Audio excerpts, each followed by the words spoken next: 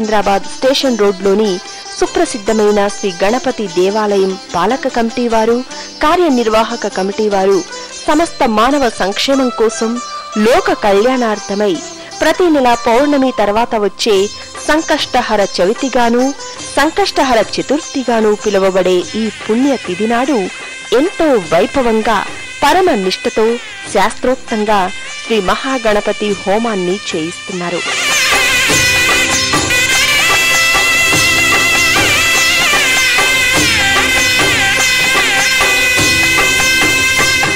శ్రీ మహాగణాధిపతయే నమః.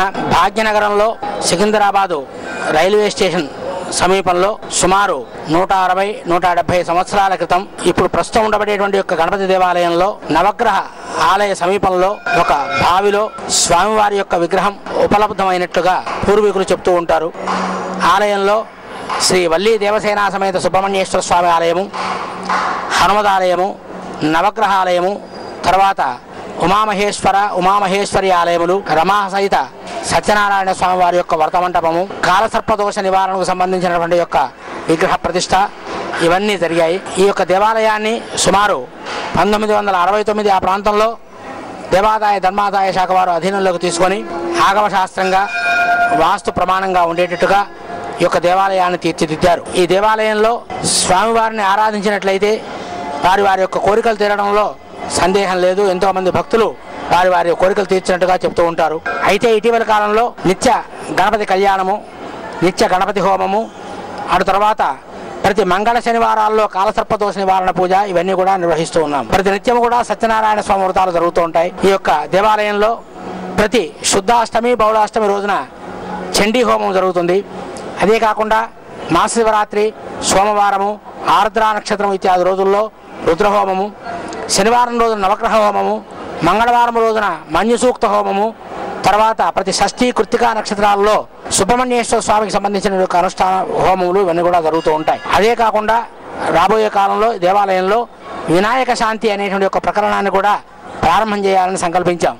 ఈ యొక్క వినాయక శాంతి ఏమిటంటే, ఈ వినాయకుడికి సంబంధించిన వినాయకుడు అధిపతిగా గ్రహములన్నీ కూడా దోషయుక్తులైనప్పుడు వివాహం కాకపోవడము, సంతానం కలగకపోవడం ఇవన్నీ కూడా జరుగుతాయని చెప్పని ధర్మసింధు, నిర్ణయసింధు, బ్రహ్మకర్మ సముచ్చయము ఇత్యాది గ్రంథాల్లో చెప్పబడింది. వాటిని కూడా దృష్టిలో పెట్టుకుని భక్తుల సౌకర్యార్థము, భక్తులు అటువంటి కార్యక్రమాన్ని నిర్వహించుకోవడం కోసం ఏర్పాటు చేద్దామనేటువంటి సంకల్పంతో దేవాదాయ ధర్మాదాయ శాఖ కమిషనర్ గారికి మేము వారి యొక్క ఆదేశముల కోసము రాయడం జరిగింది. వారి ఆదేశములు రాగానే ఆ యొక్క కార్యక్రమాన్ని ప్రారంభం చేస్తాం.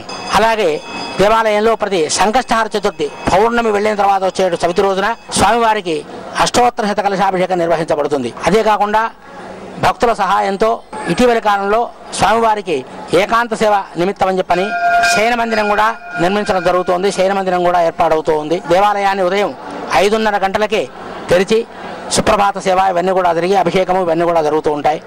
నిత్యము కూడా భక్తులతో విశేషంగా కళకళలాడుతూ ఉంటుంది దేవాలయము. భక్తులు వారి యొక్క ఈప్సితాలను తీర్చుకుంటారు.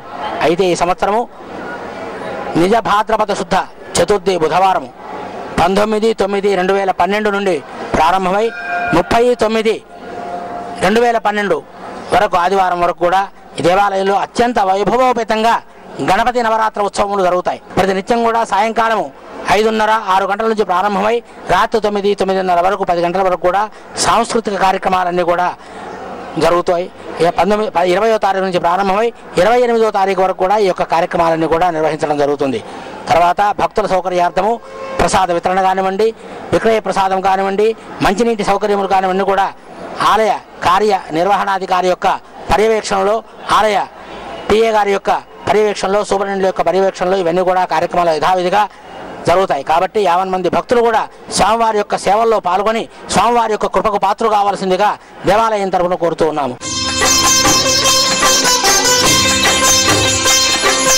అఖిల దేవతాకృతి మహాగణపతి, అనేక రూపాల సామి ఆది గణపతి. అఖిల దేవతాకృతి మహాగణపతి, అనేక రూపాల సామి ఆది గణపతి. మహాగణపతి మహాగణపతి మహాగణపతి, ఆది గణపతి. మహాగణపతి మహాగణపతి మహా ఆదిగణపతి అఖిల దేవతాకృతి మహాగణపతి. ఓం మహాగణపతియే నమః. లోకా సమస్త సుఖినో భవంతు. ఓం శాంతి శాంతి శాంతి.